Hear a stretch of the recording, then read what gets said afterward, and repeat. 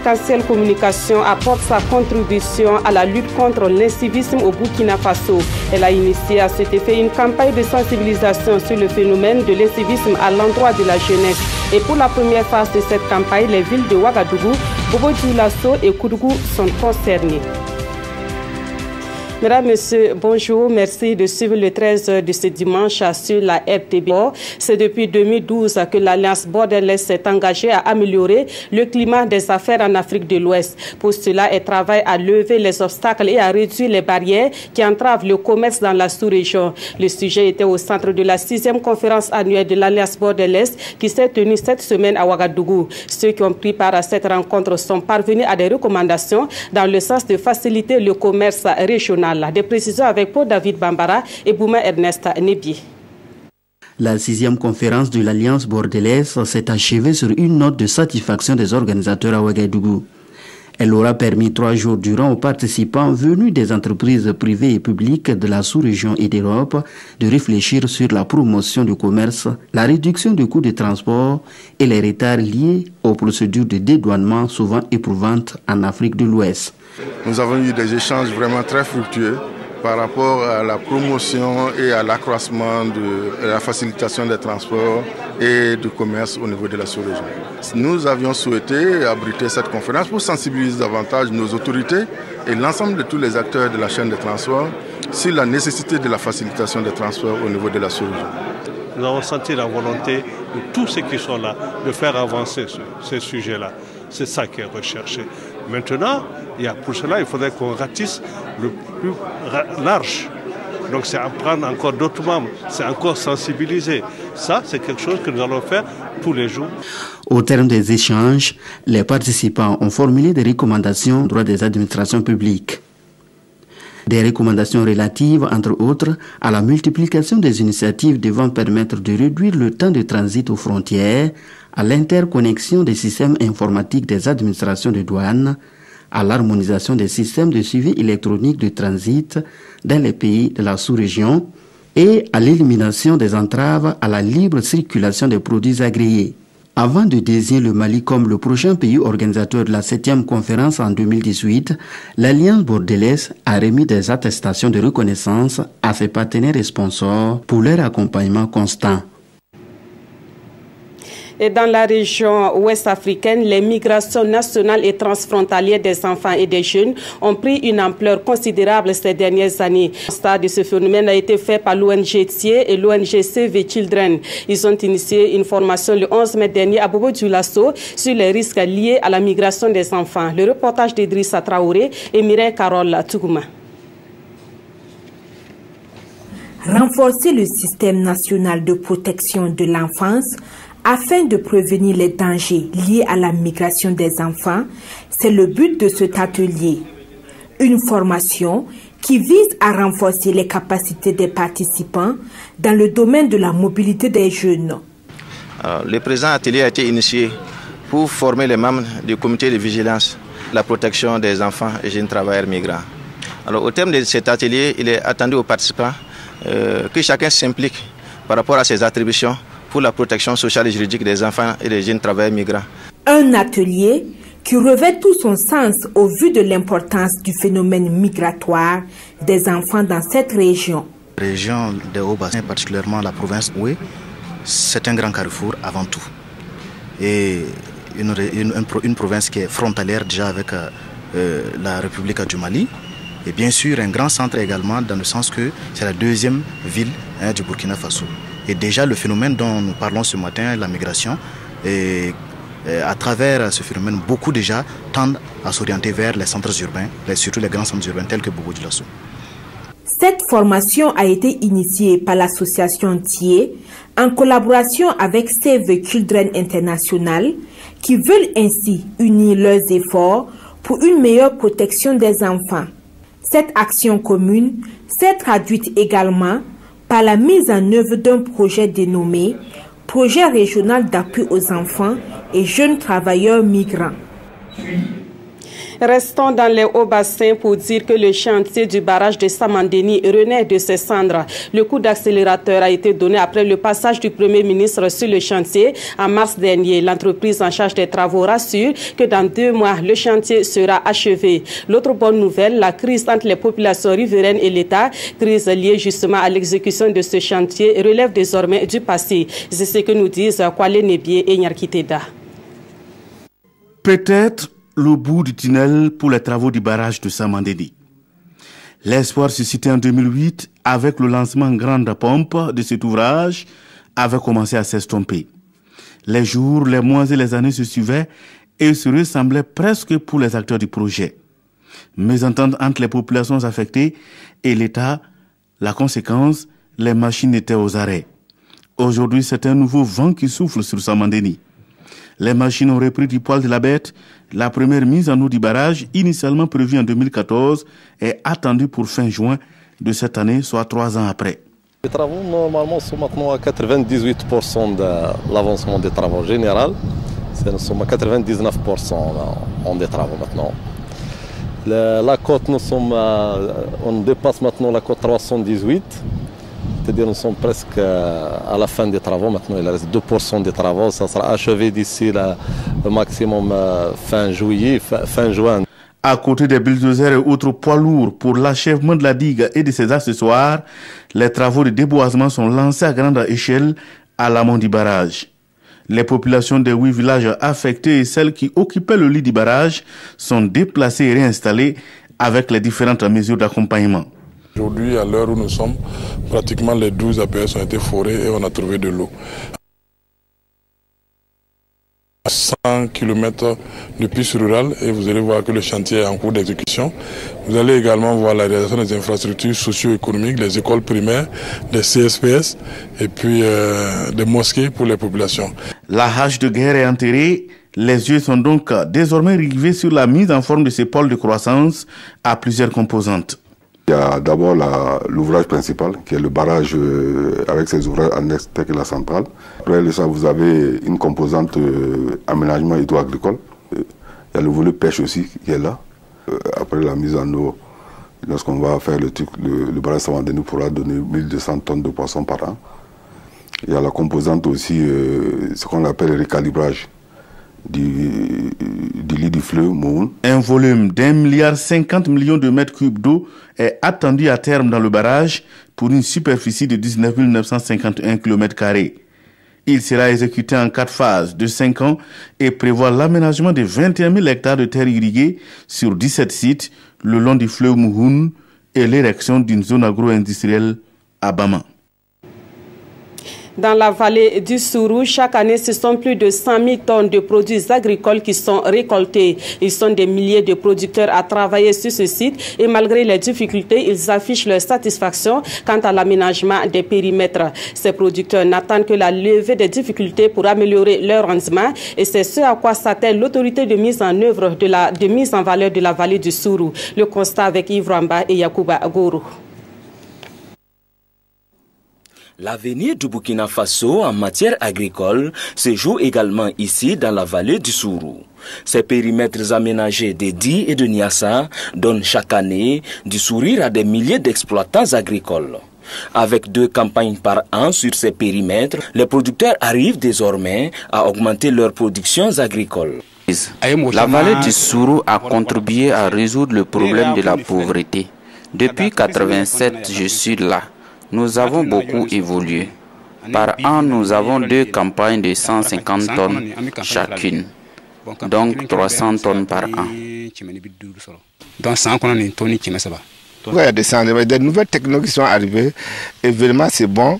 Et les marchés aussi, avant on était des mi-ventes.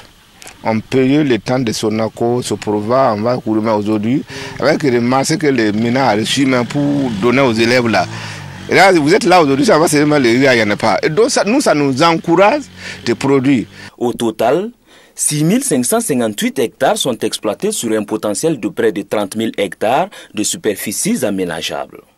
Et chaque année, c'est environ 100 000 tonnes de produits agricoles qui sortent de ces superficies emblavées. Et ces produits sont constitués essentiellement de riz, d'oignons et de tomates. Pour l'oignon, on est à 65 000 tonnes d'oignons. Et pour la tomate, on est à 6 000. Et le riz, ça varie entre 8 000 et 10 000 tonnes par an. Et actuellement, l'avantage est qu'on peut produire vraiment en toute saison.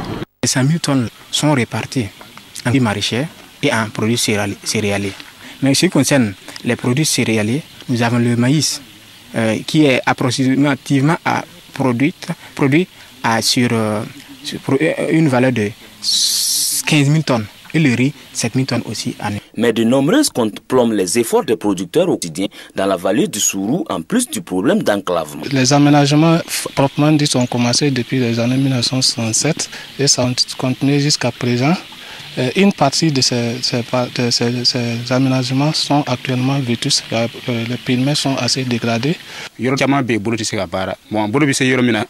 a des coins où on ne peut pas travailler avec la main. Là où on peut travailler avec la main, on l'a fait. Et c'est ça qui nous fatigue. Et aussi les oiseaux viennent manger le riz. Nous sommes en train d'aider les producteurs à écouler leurs produits, sinon on ne s'en sort pas comme ça, puisque des fois même on amène et il y a des problèmes, des fois il y a de l'argent qui ne viennent pas. Nos partenaires n'arrivent pas à prendre le produit au comptant. Et c'est pour recueillir les préoccupations des producteurs et les différents acteurs de la vallée Sourou que le Premier ministre Paul Kabatieba a effectué une visite de terrain le 18 février dernier. La vision du gouvernement, la politique du gouvernement consiste non seulement à augmenter la production, mais également à les transformer localement, pour qu'on puisse les consommer localement, mais également pour qu'on puisse donc les exporter. Alors donc c'est ça, c'est ce potentiel-là que je suis venu visiter aujourd'hui.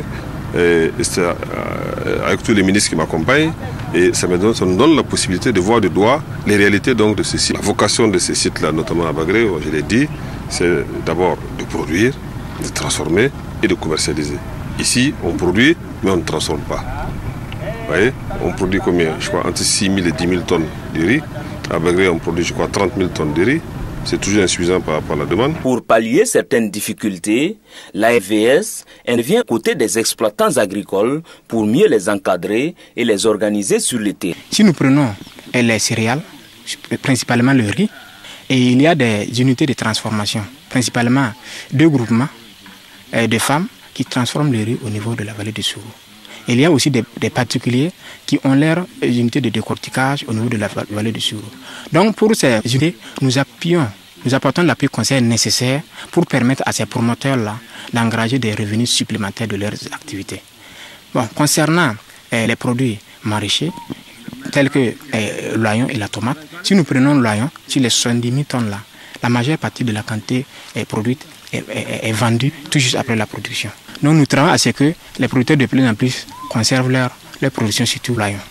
La formation que nous avons eue pour la production de semences, ça aussi c'est un changement. Avant en fait on n'avait pas la formation. On prenait 80 kg pour un hectare, aujourd'hui avec 20 kg on peut répliquer un hectare. Donc ça c'est déjà un avantage. Donc vraiment il y a beaucoup de changements. Et donc pour vraiment qu'on puisse vraiment donner à l'ANVS, qui est l'autorité qui est chargée de l'aménagement, du contrôle des études et tout ça pour la mise en valeur de ces périmètres, il faut qu'abord dans un premier temps qu'il y ait une restructuration. En tout cas ça permet à l'ANVS d'avoir une autorité de gestion et d'évoluer vers un pôle de croissance. Et donc, il faut nécessairement, si on accède à un pôle de croissance, il faut nécessairement qu'on recadre au moins la structure qui est chargée de la mise en valeur des périmètres. Donc, ça permettra aux producteurs, aux coopératives, en tout cas, de s'autosuffire, d'être vraiment dynamiques et de pouvoir s'autofinancer. Aujourd'hui, l'autorité mise en valeur du Sourou et les producteurs nourrissent ensemble le secret espoir de jouer pleinement leur rôle afin de faire de la vallée un agro. En actualité politique, le mouvement du peuple pour le progrès organise une formation au profit de ses délégués provinciaux. Cette formation porte sur les principes de la démocratie et de la représentation. La vie du parti MPP et la marche de l'appareil d'A seront également abordées au cours de cette formation qui a débuté hier. Le repas Wadrogo, Jean Songo et Yarkiteda. Ils sont venus des 45 provinces du Burkina pour échanger sur la démocratie et l'action. Par cette rencontre, le mouvement du peuple pour le progrès prépare déjà ses militants à l'avènement de la Ve République. Le parti au pouvoir entend également donner les rudiments nécessaires aux délégués provinciaux sur la marche du parti, le type de démocratie pour le Burkina et le fonctionnement des États. Je n'ai cessé de dire qu'un parti n'est valable que s'il a des militants bien formés, politiquement bien formés, qui ont une orientation claire de la marche du parti et de la marche de l'État.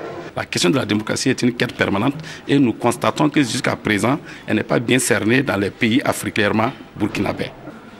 C'est les RPP, c'est les MPP qui acceptent ce programme. Ça veut dire c'est un partenaire normalement pour la fondation pour discuter les idées de social-démocratie.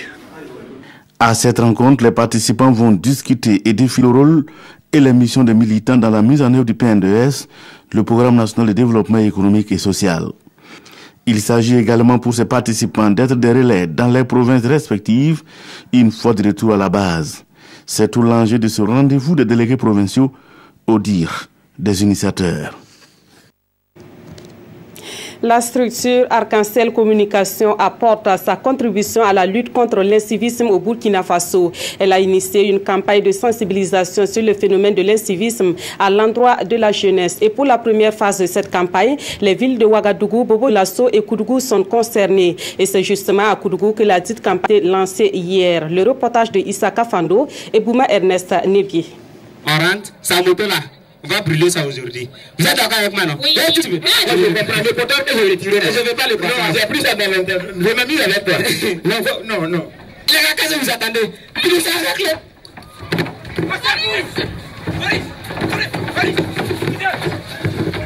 Ce sketch, joué ici par des lycéens de Koudougou, explique les scènes de violence sont constatées dans les établissements scolaires. Ce sont des actes d'incivisme, un incivisme qui a malheureusement atteint de nos jours un niveau inquiétant au Burkina. Et cette campagne de sensibilisation lancée ici à Koudougou est une contribution de Arc-en-Ciel Communication. Lutter contre ce fléau est un véritable handicap au développement. Nous savons très bien que avec cet incivisme-là, on ne va nulle part. Cela remet en cause les acquis en matière de droits humains et est un danger vraiment pour le développement et la cohésion sociale au Burkina Faso. C'est pour cela que nous avons décidé avec cette campagne de sensibiliser les populations, en particulier les jeunes. Une initiative bien appréciée et soutenue par le gouvernement. Je crois que on ne pouvait pas trouver meilleur créneau que celui-là pour amener beaucoup de jeunes et même de moins jeunes à chérir le civisme. Il faut que, à la place de l'incivisme, nous amenions le civisme. Le ministre de la Jeunesse nous a instruit de féliciter les organisateurs de cette campagne. Et le PNDS ne peut réussir que dans un contexte de civisme. Au programme de la soirée, la diffusion de messages de sensibilisation préenregistrés auprès des leaders d'opinion politique, religieux et coutumiers sur la promotion du civisme au Burkina, des sketchs et des prestations d'artistes et d'humoristes qui adhèrent à la cause. C'est les policiers que les imbéciles la cognent pour se faire plaisir. Donc c'est à cause de ça que tonton chez moi a dit quoi? Qu'à partir de maintenant, à chaque feu, il y aura la police, la gendarmerie, les corps et les sapeurs-pompiers. Voilà. Dès que tu pries seulement, les policiers te sifflent, les gendarmes, corps te frappent, sapeurs-pompiers te soignent. La cause est noble. Quand on parle d'incivilité, quand on parle de cohésion sociale, je pense que ça engage tout le monde, ça interpelle tout le monde. Quand on est soucieux d'un avenir radieux pour son pays, c'est les gens d'initiative que nous accompagnons facilement. C'est une bonne chose qu'ils aient pensé à vraiment, en tout cas, venir nous sensibiliser sur ce point. Ce soir, j'ai appris que chacun doit s'y mettre, en tout cas, pour que les choses changent vraiment. Cette campagne de sensibilisation concerne pour sa première phase Koudougou, Bobo-Dioulasso et Ouagadougou. Elle prend fin le 25 mai 2017. Et à côté de cela, les jeunes veulent plus d'appui financier et technique pour sortir des maux qui les touchent. À cet effet, le Conseil national de la jeunesse a mis en place une commission pour mener les plaidoyers auprès des autorités. Le bureau exécutif du CNJ entend également renouveler son processus de fonctionnement. Tout cela a été dit au cours d'une conférence de presse animée par les responsables de cette structure. Plus de précisions avec Moussa Ouedraogo et Aruna Mari. Les dirigeants du bureau exécutif du CNJ-BF, le Conseil national de la jeunesse du Burkina Faso, veulent donner un nouvel élan à leur structure. Objectif, mieux défendre les intérêts de la jeunesse burkinabé. Cette restructuration permettra donc d'associer davantage la jeunesse dans le processus de développement national. Le renouvellement du Conseil national apportera un changement au niveau de la jeunesse. C'est un cadre d'apprentissage pour la jeunesse. C'est aussi une occasion pour les autorités d'avoir des répondants à tous les niveaux. Donc il y a des avantages certains et ça permettra aussi de poser les vraies préoccupations des jeunes à tous les niveaux. Parce qu'aujourd'hui au niveau communal, quand un projet ou bien un partenaire veut intervenir dans le domaine de la jeunesse, ils n'ont pas de référence. Donc nous estimons qu'à l'issue de ce processus, tous les acteurs auront des répondants et de ce point de vue, ça serait la satisfaction pour tous. La présente conférence s'inscrit dans une dynamique d'informer les jeunes sur le processus de réforme du CNJ-BF. Une structuration qui, selon le bureau exécutif, se fera dans le strict respect de la démocratie et de la bonne gouvernance. C'est fin de ce dimanche sur la RTB. Merci de l'avoir suivi. Passez une excellente midi.